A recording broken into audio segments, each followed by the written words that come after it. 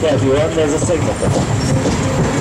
Основната част на града е потопена под вода. Над 420 човека намират смъртта си по време на тези 2 дена и това наводнение.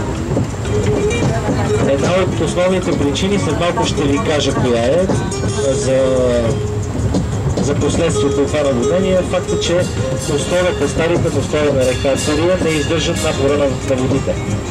В резултат на които от всичките мостове, които са съществували, а това са мостове градени от 14 век насам, оцеляват едва няколко.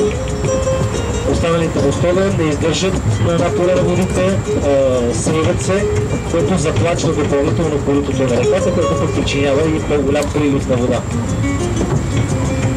Ето сега ви обръщам внимание на тази сграда, само че от нейната друга страна, по-красива част, официалният централния парадния вход на Дворецът на музиката.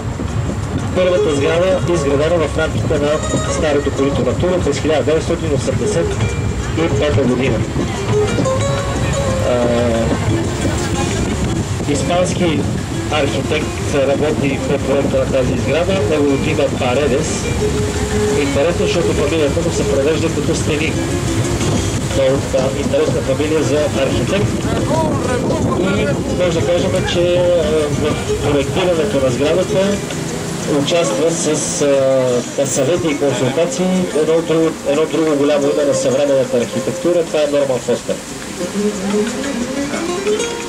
Това пространство, което виждате отпред с тези фонтани, принципно преди 2 години изглеждаше много по-внушително, много по-красиво, защото подобно на Монжуик, подножието на Кой Монжуик в Барселона, и тук управата на града беше решила да създаде, т.е. да